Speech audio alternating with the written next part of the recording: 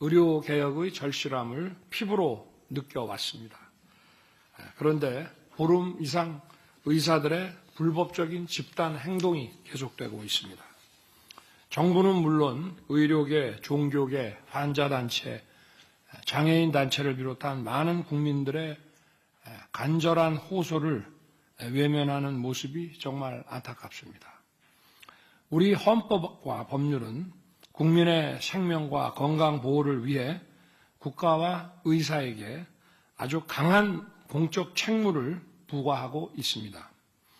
국가는 헌법 제36조에 따라 국민 보건을 보호해야 할 책무가 있고 의사는 국민 보건에 위해가 발생하지 않도록 법을 준수해야 할 의무가 있습니다. 의사들의 집단 행동은 스스로 책무를 저버리는 일이며 자유주의와 법치주의의 근간을 흔드는 것입니다. 국민의 생명을 볼모로 하는 불법적인 집단 행동에는 법과 원칙에 따라 엄중히 대응할 수밖에 없습니다. 국가가 의사에게 면허를 부여하고 법에 따라 엄격하게 관리하는 것은 국민의 생명과 건강을 보호하기 위한 일입니다.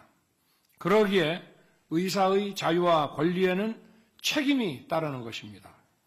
국민의 생명권을 침해하는 불법적인 집단 행동은 절대 허용될 수 없습니다. 의료 행위에 대한 독점적 권한은 그에 상응하는 책임과 함께 부여되는 것이기 때문입니다. 따라서 정부의 조치는 의사들의 자유와 권리를 억압하는 것이 아니라 헌법에 따른 국가의 책무와 국민의 생명권을 지키는 것입니다. 정부는 국민들께 위험한 일이 발생하지 않도록 모든 부처가 힘을 모아 대응하겠습니다. 이번 일로 국민의 생명이 위협받거나 의료 서비스에 공백이 발생하지 않도록 모든 자원을 총동원하겠습니다. 오늘 국무회의에서는 비상진료가 안정적으로 작동할 수 있도록 필수 진료를 위한 의료 인력 투입, 의료진의 헌신에 대한 보상, 환자 상태에 맞는 전원과 치료를 위해 예비비 1258억 원을 확정할 계획입니다. 정부는 현장의 의료진을 보호하고 국민을 지키기 위해 필요한 모든 조치를 다할 것입니다. 오늘 국무회의가 끝나면 제가 직접 의사 집단행동 대응 중대본 회의를 주재할 계획입니다. 현장 상황을 꼼꼼하게 점검하고 필요한 조치들을 세심하게 챙기겠습니다. 이번 주 새학기 개학과 함께 전국 2741개 초등학교에서 늘봄 학교가 본격 시작되었습니다. 늘봄 학교는 우리 정부가 추진하는 국가 돌봄 체계의 핵심입니다. 늘봄 학교의 성공을 위해 우리 사회 전체가 힘을 모아야 하고 중앙정부와 지방정부도 지원 체계를 구축해 총력 지원하고 있습니다. 무엇보다 현장에서 발생하는 문제들을 즉각 해결해서 조기에 안착시키는 것이 매우 중요합니다. 이를 위해 지난주 늘봄 학교 범부처 지원본부를 만들어 인력과 공간 확보를 비롯한 다양한 준비 상황을 챙기고 있습니다. 오늘 제2차 범부처 지원본부 회의를 제가 직접 주재하여 현장의 상황을 점검하겠습니다. 지역이나 학교에 따라 사정이 달라 늘봄 학교를 준비하는데 어려움이 있는 것으로 압니다. 시행 초기라 부족함도 있을 것입니다.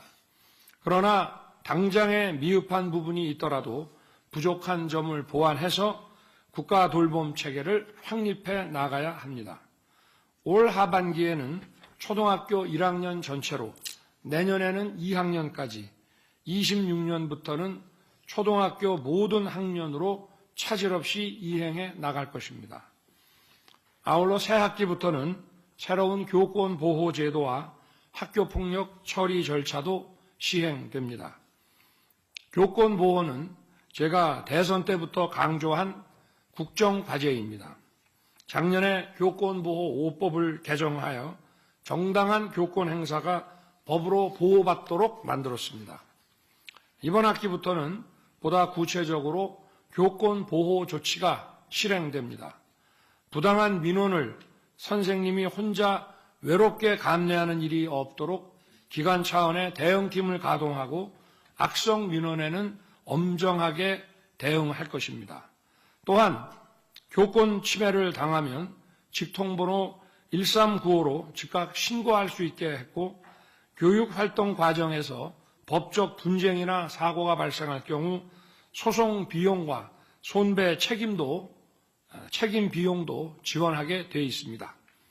또한 학교 폭력 사건 조사는 교사가 아닌 전담 조사관이 담당하고 학교 전담 경찰관이 학교 폭력을 판정하는 학폭위에 참여해서 전국 어디라도 공정하고 일정한 잣대로 학교 폭력 사건을 처리할 것입니다.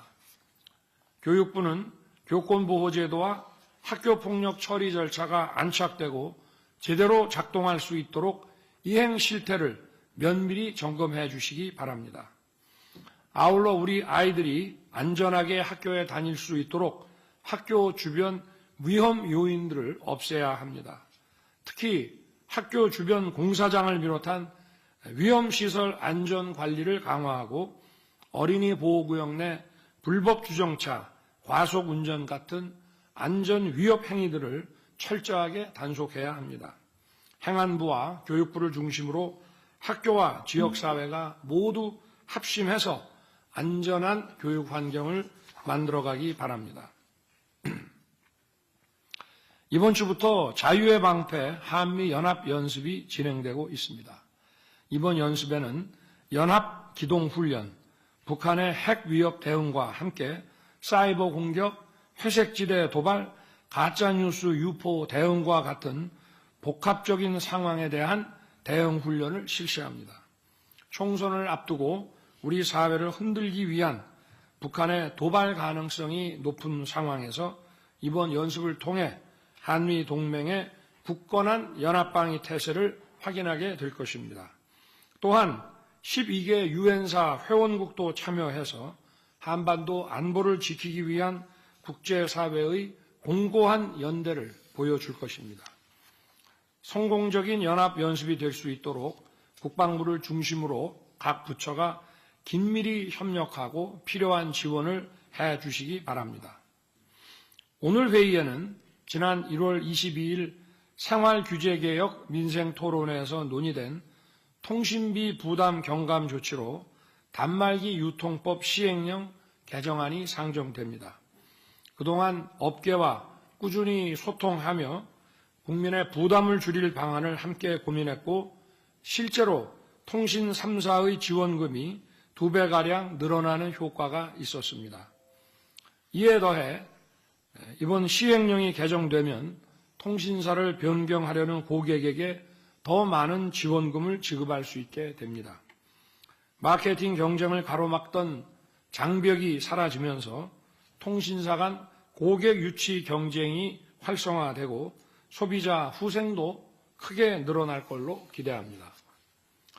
이처럼 우리가 민생 토론회를 여는 이유는 국민의 어려움을 현장에서 듣고 즉각 문제를 해결하기 위해서입니다.